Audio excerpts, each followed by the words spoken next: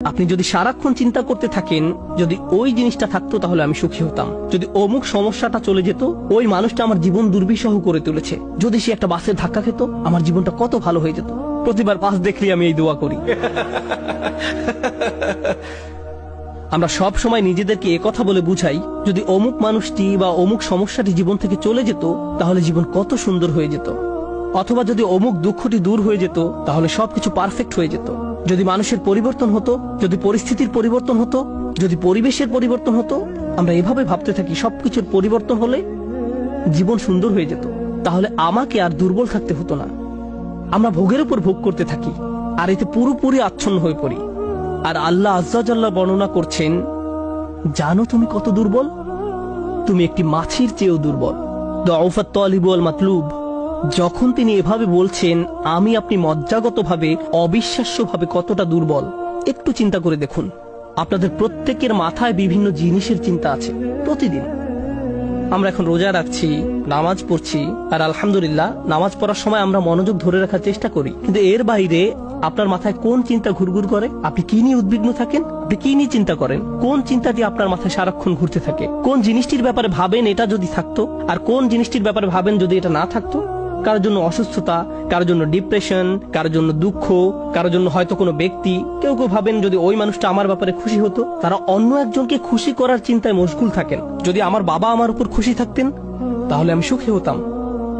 কিন্তু আপনার বাবাও তো একজন মানুষ, তিনি যদি আজ খুশি হয়েও থাকেন কাল হয়তো তার জীবন শেষ হয়ে যেতে পারে। তারপর আপনি কি করবেন? এরপর আপনি কোথায় দাঁড়াবেন? সুতরাং আমি আর আপনি এভাবে এসব জিনিসের পেছনে ছুটতে থাকি। আর এর পরের আয়াতে আল্লাহ আজ্জা ওয়াজাল্লাহ বলেন, মা কদারুল্লাহ হাক্কা কদরিহি, তারা আল্লাহকে যথাযথ মর্যাদা দেয় না। ইন্নাল্লাহা কাউইয়ুন আজিজ, নিশ্চয়ই আল্লাহ শক্তিধর, মহাপরাক্রমশালী। তুমি দুর্বল কিন্তু আল্লাহ সর্বশক্তিমান। তিনি আরো বলেন, তোমরা আল্লাহকে যথাযথ মর্যাদা প্রদান করনি। জানেন তিনি আমাকে আপনাকে কি বলছেন?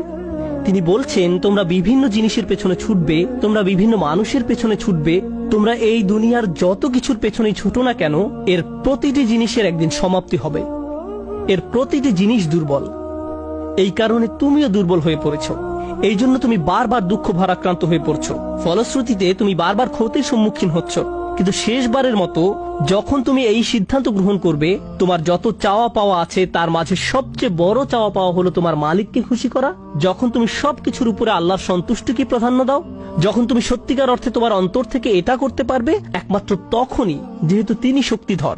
জানেন আল্লাহ এইমাত্র আমাদের শেখালেন যখন তুমি দুর্বল কাউকে পেতে চাও তখন তুমিও দুর্বল হয়ে পড়ো, কিন্তু তুমি যদি আল্লাহকে চাও যিনি শক্তিধর এবং মহাপরাক্রমশালী, তাহলে এটা তোমাকে কেমন করে তুলবে? এটা তোমাকেও শক্তিশালী করে তুলবে। আর যখন তুমি শক্তিশালী হয়ে উঠবে জীবনে বিভিন্ন জিনিস আসবে যাবে, কিন্তু তোমার শক্তিমত্তার কোনো কমতি হবে না। যে জিনিসের পেছনে তুমি ছুটছো তা ভেঙে পড়ার কারণে তখন তুমি আর ভেঙে পড়বে না, কারণ তুমি দুনিয়ার এসব তুচ্ছ জিনিসের চেয়েও অনেক অনেক উচ্চ একজনের সন্তুষ্টির অন্বেষণ করছো। আমি বলছি না যে আপনি এই দুনিয়ার কোনো কিছু চাইতে পারবেন না, কিন্তু আয়াতটি আমাদেরকে একটি ব্যাপারে শিক্ষা দিচ্ছে। আমরা যখন এসব পার্থিব বিষয় কামনা করব আমরা বুঝবো যে এগুলো দুর্বল। পার্থিব এসব বিষয় জীবনে আসবে যাবে, কিন্তু আমরা কখনো আল্লাহকে হারাতে পারবো না। লক্ষ্য করুন, মানব জাতির ব্যর্থতা হলো যখন তারা পার্থিব কোনো জিনিস পেতে ব্যর্থ হয় তারা আল্লাহকে ভুলে যায়। তাদের চাওয়া পাওয়ার জিনিসটি না পেলে তারা নামাজ পড়া ছেড়ে দেয়। তারা যা চায় তা যদি না পায় তারা এভাবে বলে, এভাবে দোয়া করার অর্থ কি? তারা যখন তাদের আকাঙ্ক্ষার বস্তুটি পায় না তখন দুঃখ হতাশা একেবারে ভেঙে পড়ে এবং বলে আমি তো আল্লাহর সাথে কথা বলার শক্তিও পাচ্ছি না। এমনটি ঘটার কারণ হলো সমস্যায় পড়ার পূর্বে আল্লাহর সাথে তাদের বন্ধন শক্তিশালী হয়ে ওঠেনি। যদি সে বন্ধনটি আগে থেকেই বর্তমান থাকতো, যেমন মূল যদি শক্তভাবে গাঁথা থাকে তাহলে ঝড় এলে এদিক ওদিক দুলতে থাকে, সম্পূর্ণ ভেঙে পড়ে না, মূলের উপর দাঁড়িয়ে থাকতো। আর ঝড় চলে গেলে আবার ফল দেয়া শুরু করতো। এরকম একটা উপমার কথা কোরআনে অন্যত্র এসেছে, আসলুহা সাবিত ওয়া ফারউহা ফিস সামা। লা ইলাহা ইল্লাল্লাহ হলো এমন একটা বৃক্ষের মতো যার শেকড় মাটিতে এবং শাখা আকাশে উত্থিত। এটাই ঈমানের শক্তি। এই আধ্যাত্মিক শক্তির ধারণাটি আরো পরিষ্কার করার জন্য আমি আপনাদের নিকট একটা উদাহরণ পেশ করব। শক্তিকে আমরা বিভিন্ন জিনিসের সাথে সংযুক্ত করি। আমি বহু বছর আগে একটা ঘটনা নিয়ে কথা বলছিলাম, কিন্তু এখন এটি আমাকে অনুপ্রাণিত করে। যুক্তরাষ্ট্রের নিউ অরলিন্স অঙ্গরাজ্যের একটা পরিবারের একটা ঘটনা। পরিবারটা ছিল অনেক ধনী, তাদের গাড়ি ডিলারশিপের ব্যবসা ছিল। তাদের দোকান ছিল একেবারে সমুদ্র সৈকতের পাশে। তারা দামি দামি গাড়ি আমদানি করত এবং বিক্রি করত। এরপর হ্যারিকেন ক্যাটরিনা আঘাত হানল। ক্যাটরিনা এসেছিল বিশাল জলোচ্ছ্বাস নিয়ে এবং এর ফলে তাদের কেনা সকল গাড়ি ভেসে গেল। একমাত্র লেক্সাস এলএস মডেলের একটা গাড়ি বর্তমান ছিল এবং পরিবারটা এই গাড়িতে করেই হ্যারিকেন আক্রান্ত এলাকা থেকে পালিয়েছিল। দুর্যোগ শেষ হওয়ার কয়েক মাস পরে স্টেটের সবকিছু খুলে দেওয়ার পর আমি আবার তাদের সাথে দেখা করতে গিয়েছিলাম। যে পরিবারটি মাসে প্রায় 2 কোটি টাকা আয় করত, তারাই এখন সেই লেক্সাস গাড়িতে করে পিজা ডেলিভারি দিচ্ছে। পরিবারটি এখন এই কাজ করছে। এক ব্যক্তির পিজা দোকানের জন্য তাদেরকে হায়ার করা হয়েছিল। মা বাবা দোকানে পিজা বানাতো আর ছেলে লেক্সাসে করে সেই পিজা ডেলিভারি দিত। আমি যখন এটা দেখলাম, কল্পনা করতে পারেন অন্য কেউ যদি এরকম পরিস্থিতিতে পড়তো, অন্য কোনো মিলিয়নিয়ার যদি এভাবে দেউলিয়া হয়ে যেত, তাদের কি হতো? তারা সম্পূর্ণ হতাশ হয়ে যেত, মদের বোতল হাতে জীবন পার করে দিত। কারণ তারা মনে করত যা তাদের ছিল তাই তাদের শক্তিশালী করেছে।